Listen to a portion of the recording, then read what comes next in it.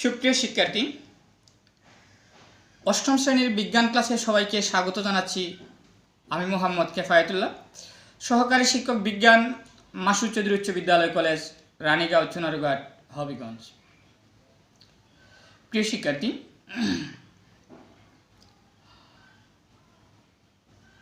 তোমরা জানো আমরা বিগত ক্লাসগুলোতে আমাদের বিজ্ঞান বইয়ের অষ্টম অধ্যায় রাসায়নিক বিক্রিয়া অধ্যায়টির অংশ নিয়ে আমরা আলোচনা করছিলাম। এরই ধারাবাহিকতায় এই রাসায়নিক বিক্রিয়া অধ্যায়ের একটি অংশ নিয়ে আমরা আজ কথা বলবো। তার আগে তোমাদেরকে আমি কিছু জিনিস দেখাতে চাই। আবার হাতের যে জিনিসটা, এটার সাথে তোমরা সবাই পরিচিত। এটা কি? একটা খেলনার গাড়ি। আচ্ছা, আরেকটা জিনিস দেখো তো, এটা কি? একটা রিমোট কন্ট্রোল নাকি রিমোট। এই রিমোটটা কি কাজে ব্যবহৃত হয়?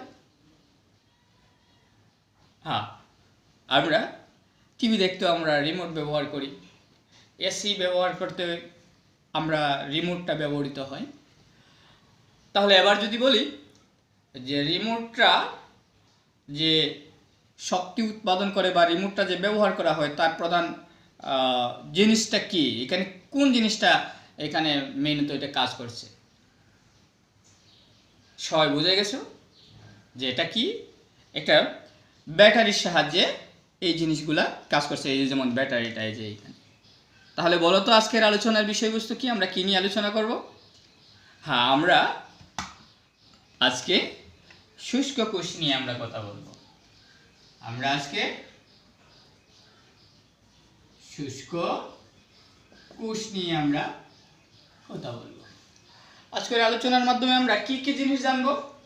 আজকের আলোচনার মাধ্যমে আমরা জানার চেষ্টা করব যে এই শুষ্ক কোষের গঠন, অর্থাৎ শুষ্ক কোষটা কিভাবে গঠিত হয়। 2 নম্বর যে জিনিসটা আমরা জানবো যে এর ব্যবহারটা নিয়ে আমরা একটু কথা বলবো। যেমন ব্যবহারের মধ্যে কি আছে? ব্যবহারের মধ্যে আমরা আজকে জানবো যেটা যে শুষ্ক কোষের বর্তনী, শুষ্ক কোষের বর্তনী। আর 2 নম্বর যে জিনিসটা জানবো এটার মাধ্যমে যে তড়িৎ বিশ্লেষণ, তড়িৎ বিশ্লেষণ। তাহলে আজকের আলোচনার মাধ্যমে আমরা এই জিনিসগুলা জানার চেষ্টা করব। একটা শুষ্ক কোষের গঠন। শুষ্ক কোষ আমরা দেখলাম যে শুষ্ক কোষটা আসলে কিভাবে হয় না হয় আমরা দেখলাম। তো একটা শুষ্ক কোষের গঠনের আমরা সর্বপ্রথম একটা চিত্র দেখি। একটা শুষ্ক কোষ কি কি নিয়ে আসলে গঠিত হয়, এর মধ্যে কি কি উপাদান থাকে। এটা শুষ্ক কোষের আমরা যদি একটু চিত্র আঁকার চেষ্টা করি, একটু দেখো। আমরা যদি একটা চিত্র আঁকি শুষ্ক কোষে,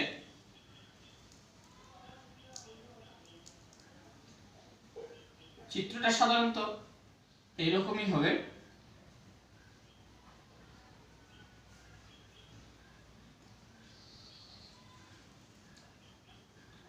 যেমন প্রথমে শুষ্ক কোষে এই যে ভিতরে এরকম একটা জিনিস থাকে। তোমরা দেখবা শুষ্ক কোষটা যদি আমরা দেখি কি কি জিনিস নিয়ে গঠিত হয়। আমরা যদি ভিতরটাকে একটু কালার করার চেষ্টা করি তাহলে কি হয়? এটাকে বলে কার্বন দণ্ড। এটাকে বলে কার্বন দণ্ড। আর এই কার্বন দণ্ডের চারপাশে কি থাকে? এই কার্বন দণ্ডের চারপাশে যে জিনিসগুলো থাকে এগুলো হলো অ্যামোনিয়াম ক্লোরাইড। Ammonium chloride. আর কি থাকে? এর সাথে থাকে কার্বন গুঁড়ো। কার্বন। আর কি থাকে? এর সাথে থাকে ম্যাঙ্গানিজ ডাইঅক্সাইড।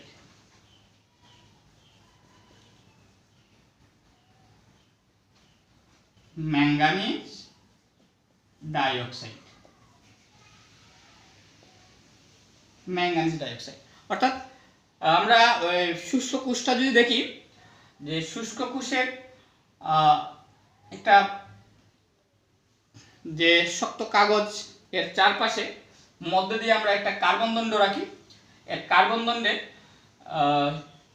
চারপাশে যা থাকে অ্যামোনিয়াম ক্লোরাইড, কার্বন গুঁড়া, ম্যাঙ্গানিজ ডাইঅক্সাইড, এগুলাকে আমরা পানি দ্বারা মিশ্রিত করে লেই বা পেস্ট আকারে করি। আর এই পেস্টটা কার্বন দণ্ডের চতুর্দিকে থাকে। কার্বন দণ্ডের মাথায় একটা ধাতব পাতের টুপি পরানো থাকে, তোমরা দেখবা, যেটা ধনাত্মক অংশ হিসাবে কাজ করে। আর নিচের দিকে আরেকটা যেটা থাকে এটা ঋণাত্মক অংশ হিসাবে কাজ করে। ধাতব টুপি আর একটা পাত যেটা এখানের মধ্যে ব্যাটারির চতুর্দিকে থাকে। এটা এরকম। যেমন আমরা যদি একটা পূর্ণাঙ্গ একটা ব্যাটারি দেখি, তাহলে দেখো ব্যাটারিটা এই যে আমাদের যে এই অংশটা, এই যে এইটা আমরা টুপির মতো যেটা বললাম ধাতব পাত, এটা ধনাত্মক অংশ হিসাবে কাজ করে। আর এর বাহিরের যে এদিকের যে অংশটা, এটা ঋণাত্মক অংশ হিসাবে কাজ করে। এটা হলো বাহিরের আকৃতিটা। এবার আমরা যে বললাম একটা ব্যাটারির মধ্যে আর কি থাকে, একটা কার্বন দণ্ড থাকে আর এই প্যাচগুলো থাকে। এগুলো আমরা যদি একটু দেখার চেষ্টা করি, যে আমি যদি আলাদাভাবে একটু দেখাই, তাহলে দেখো এই টুপিটা কীরকম থাকে আসলে। এই হলো এই টুপিটা, এই আলাদা আমরা যে অংশটা দেখলাম এই টুপি। আর এই টুপির পেছনের যে অংশটা ঠিক এইভাবে, এই পেছনের অংশটা এটা এইরকমভাবে থাকে।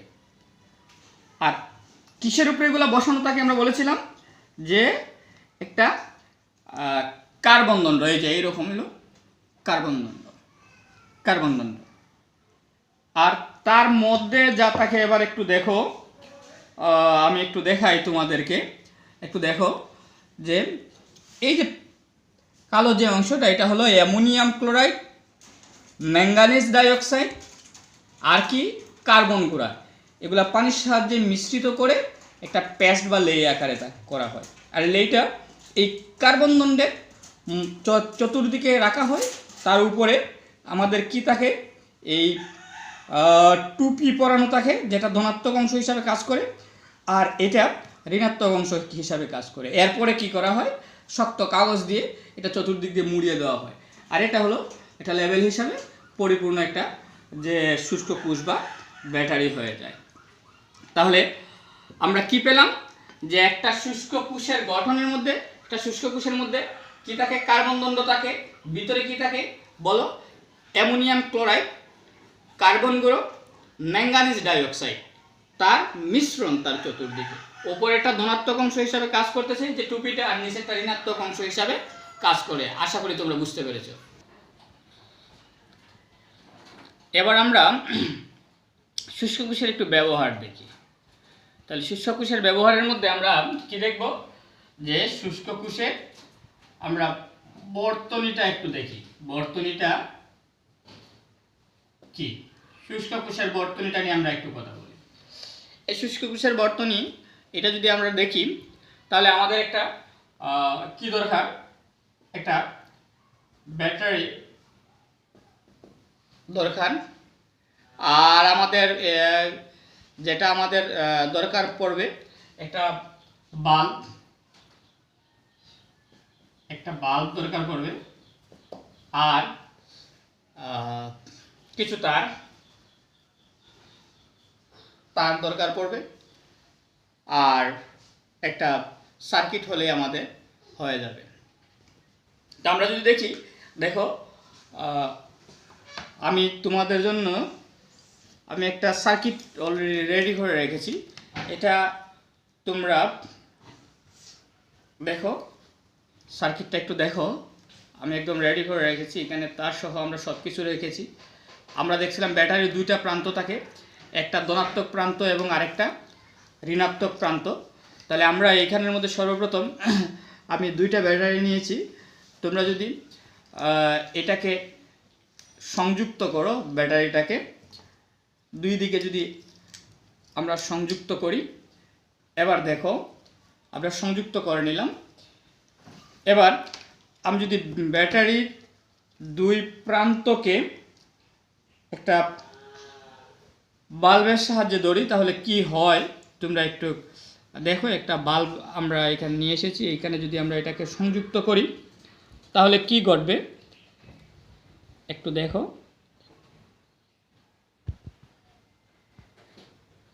আমরা একটু দেখি, আমরা যদি এটাকে সংযুক্ত করি, এই হলো আমাদের লাইট নাকি। তাহলে এবার আমরা একটা শুষ্ক কোষের বর্তনী আমরা দেখতে পেলাম। এখন তোমরা এই যে এই জিনিসটাকে তোমরা যদি ব্যবহার করে একটা নিজেরা একটা লাইট তৈরি করো, এখানের মধ্যে তোমরা তোমাদের ইচ্ছা অনুযায়ী সাজিয়ে এটাকে মধ্যে সুইচ ফিটিং করে যেভাবে খুশি এইভাবে তোমরা একটা বাসার মধ্যে তোমরা প্র্যাকটিস করতে পারো যে আমরা একটা লাইট তৈরি করবো। শুধু একটা ব্যাটারির দরকার, তোমাদের এইরকম সার্কিটের প্রয়োজন নাই। যদি তোমরা অন্যভাবে তোমরা করতে পারো, এই ব্যাটারিটাকে ব্যবহার করে তার দুই প্রান্ত এইখান থেকে নিয়ে একটা লাইটের কেবল নাও, দুই দিকে জয়েন্ট করে তোমরা একটা লাইটের দুই প্রান্তের মধ্যে ধরো, দেখবা লাইটটা জ্বলে গেছে। আমরা দুইটা ব্যাটারি ব্যবহার করেছি এইখানে, যেহেতু আমাদের এটা রেকর্ডিং ক্লাস, আলোটা আমরা যাতে বেশি পাই এই কারণে আমরা এটা করেছি। তোমরা এটা করতে পারো নিজেরা, তোমাদের ইচ্ছা অনুযায়ী তোমরা এটাকে সাজিয়ে তোমরা এটাকে করো। যদি চেষ্টা করো যে এটার মধ্যে সুইচ ব্যবহার করবা না সুইচ ব্যবহার করবা না, এটা তোমরা তোমাদের মতো করে ডাইরেক্ট দিবা। আমি তোমাদেরকে শুধু একটু বলে রাখলাম, একটু ধারণা দিলাম, এবার তোমরা এটাকে ব্যবহার করে তোমরা কাজ করতে পারবা। আশা করি আমরা যে শুষ্ক কোষের বর্তনীটা নিয়েও আমরা আলোচনা করেছি, তোমরা বুঝতে পেরেছো। এবার সর্বশেষ যেটা আমরা তড়িৎ বিশ্লেষণ নিয়ে আমরা একটু কথা বলবো। এবার তড়িৎ বিশ্লেষণ নিয়ে আমরা একটু কথা বলবো। তো তড়িৎ বিশ্লেষণ নিয়ে যদি আমরা একটু কথা বলি, তাহলে দেখো আমাদের ক্লাস 8 পর্যন্ত খুব সংক্ষিপ্তভাবে এই তড়িৎ বিশ্লেষণের বিষয়টা আলোচনা করা রয়েছে। আমি তোমাদেরকে খুব সংক্ষিপ্তভাবে তড়িৎ বিশ্লেষণ সম্পর্কে একটু বলবো। আর বিস্তারিত তোমরা নবম শ্রেণীতে যখন তোমরা উঠবা তখন এই সংক্রান্ত বিষয় নিয়ে আর একটু বিশদভাবে তোমরা জানতে পারবা। তো এই তড়িৎ বিশ্লেষণ নিয়ে আমরা কথা বলতে গেলে আমাদের কি কি জিনিস আগে জানতে হবে। সর্বপ্রথম আমাদের যে জিনিসটা জানতে হবে যে 1 নম্বর তড়িৎ বিশ্লেষ্য, তড়িৎ বিশ্লেষ্য। 2 নম্বর যে জিনিসটা জানতে হবে আমাদের তড়িৎদ্বার। 3 নম্বর যে জিনিসটা জানতে হবে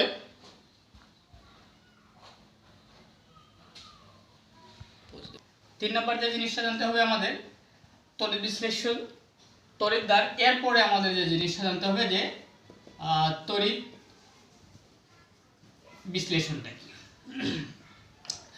সহজ কথা যদি আমরা বলি যে তড়িৎ বিশ্লেষ্যটা হচ্ছে সেই সকল পদার্থ বিগলিত বা দ্রবীভূত অবস্থায় বিদ্যুৎ পরিবহন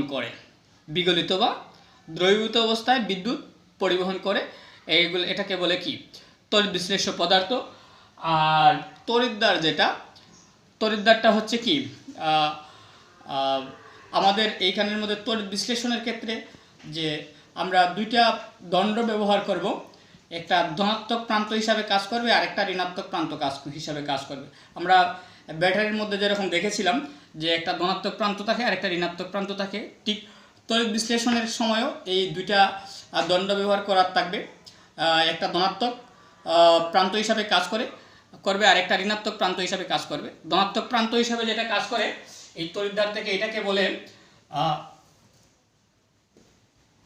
ধনাত্মক প্রান্ত হিসাবে যেটা কাজ করবে এটাকে বলবে অ্যানোড, আর আরেকটা যেটা ঋণাত্মক প্রান্ত হিসাবে কাজ করবে এটাকে বলবে ক্যাথোড। এই তড়িৎদ্বার থেকে আমরা আমাদের দুটো জিনিস রয়েছে, একটা হলো অ্যানোড আর আরেকটা হলো ক্যাথোড। 3 নম্বর যেটা তড়িৎ বিশ্লেষণটা হচ্ছে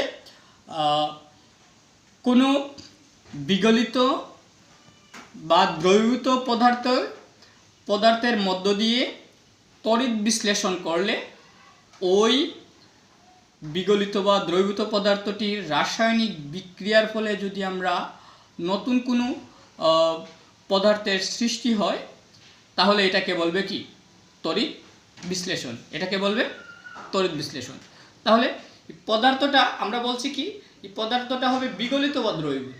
তো দ্রবীভূত পদার্থগুলো সাধারণত আমরা কোন পদার্থগুলো হয় আমরা জানি যে আয়নিক যৌগগুলা বিগলিত বা দ্রবীভূত অবস্থায় থাকে, আর এই কিছু কিছু সমযোজী যৌগ বিগলিত বা দ্রবীভূত অবস্থায় পাওয়া যায়। এবার এই বিগলিত বা দ্রবীভূত একটা পদার্থটাকে যদি আমরা দ্রবীভূত করি তাহলে তার দুটা অংশ থাকে। একটা অংশ তোমরা জানো যে যেটাকে বলে কি ক্যাটায়ন, আর আরেকটা অংশ যেটাকে বলে অ্যানায়ন। একটা হলো ক্যাটায়ন আর একটা হলো অ্যানায়ন। এই ক্যাটায়ন এবং অ্যানায়ন নিয়ে তোমরা পঞ্চম অধ্যায় পরমাণুর গঠন অধ্যায়ের মধ্যে তোমরা জেনেছো। আমি সামান্য করে একটু বলবো, মনে করে দিতে চাই শুধু তোমাদেরকে যে ক্যাটায়ন জিনিসটা কি। ক্যাটায়নটা হচ্ছে আমরা বলি কি যে ধনাত্মক চার্জযুক্ত যে আয়ন, ধনাত্মক চার্জযুক্ত যে আয়ন, এই আয়নগুলোকে বলে কি ক্যাটায়ন। ধনাত্মক চার্জযুক্ত যে আয়ন এটাকে বলে ক্যাটায়ন। যেমন সোডিয়াম আয়ন ধনাত্মক চার্জযুক্ত আয়ন, যেমন কপার আয়ন, যেমন হাইড্রোজেন আয়ন। অর্থাৎ ধনাত্মক চার্জযুক্ত আয়নগুলোকেই বলে ক্যাটায়ন। আর অ্যানায়ন কাকে বলে যে ঋণাত্মক চার্জযুক্ত যে আয়ন, এই ঋণাত্মক চার্জযুক্ত আয়নগুলোকে অ্যানায়ন বলে। যেমন ক্লোরাইড আয়ন, সালফাইড আয়ন, তারপরে মনে করো হাইড্রোক্সিল আয়ন, ঋণাত্মক চার্জযুক্ত যে আয়নগুলো এগুলাকে বলে অ্যানায়ন।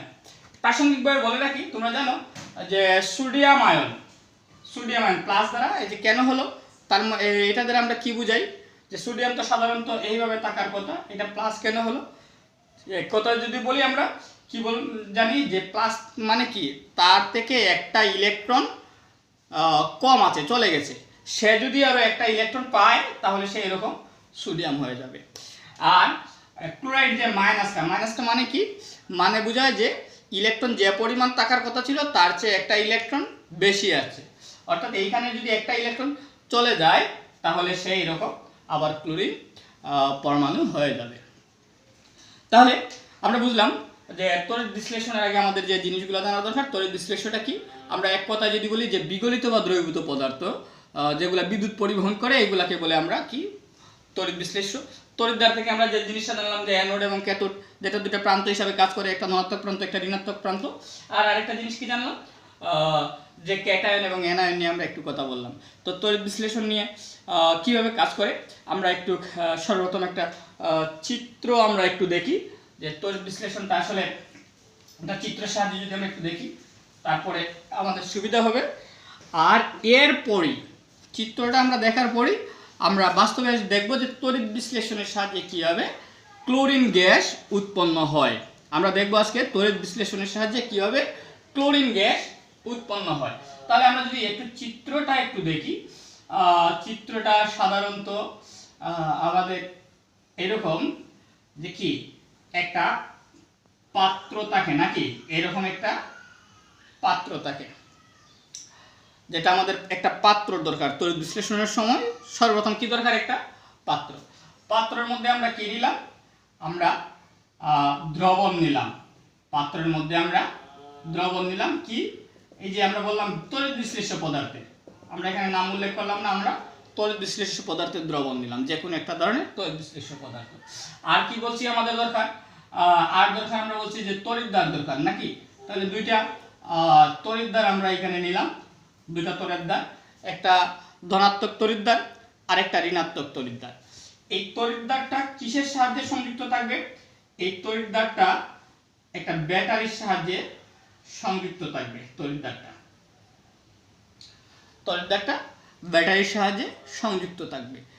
তাহলে এবার যে জিনিসটা ঘটবে যে আমরা যখন এটাকে এবার সংযুক্ত করব তখনই আমরা যে প্রক্রিয়াটা, এই প্রক্রিয়াটাকে আমরা বলবো কি, যে তড়িৎ বিশ্লেষণ। তড়িৎ বিশ্লেষণ, এটাকে বলবো আমরা তড়িৎ বিশ্লেষণ। তাহলে তড়িৎ বিশ্লেষণটা আমরা এই প্রক্রিয়াটা একটা দেখলাম। আজকে এবার আমরা বাস্তবে আমরা একটু দেখব তড়িৎ বিশ্লেষণটা, যেটা সোডিয়াম ক্লোরাইডের তড়িৎ বিশ্লেষণ। সোডিয়াম ক্লোরাইডের তড়িৎ বিশ্লেষণ। তাহলে সোডিয়াম ক্লোরাইডের তড়িৎ বিশ্লেষণ হলে আমাদের এখানে বিগলিত পদার্থটা হবে কি, সোডিয়াম ক্লোরাইড। আমরা দেখি তার জন্য সর্বপ্রথম আমাদের কি দরকার, একটা পাত্রের দরকার। আর পাত্রের মধ্যে আমরা একটা, দেখো তোমরা একটু, আমি একটু দেখানোর চেষ্টা করি যে একটা পাত্রর দরকার আমাদের। আমরা একটা পাত্র এখানের মধ্যে নিলাম, একটা পাত্র, তার মধ্যে আমরা আমাদের সোডিয়াম ক্লোরাইড বলতে তোমরা চেনো, যেটা খাবার লবণ, এটার নাম কি তোমরা জানো সবাই। আমরা এটা নিলাম সোডিয়াম ক্লোরাইড। আমরা এবার সোডিয়াম ক্লোরাইডটাকে যদি আমরা নিয়ে এটাকে আমরা দ্রবীভূত করি,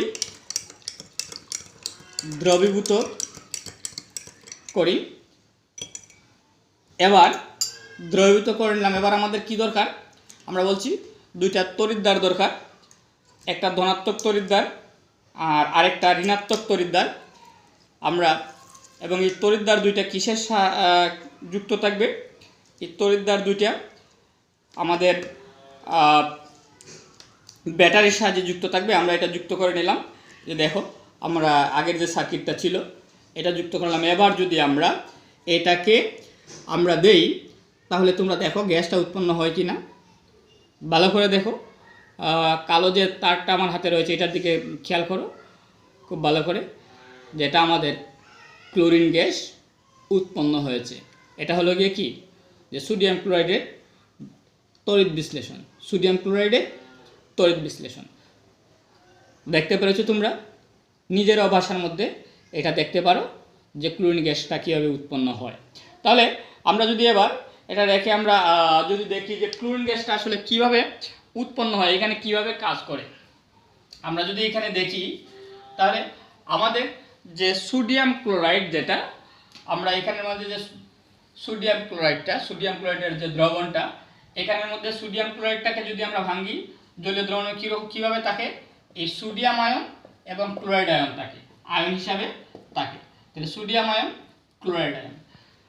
আমরা একটু আগে কি বলেছিলাম, যে ধনাত্মক চার্জযুক্ত আয়নকে কি বলে, ক্যাটায়ন, আর ঋণাত্মক চার্জযুক্ত আয়নকে বলে অ্যানায়ন।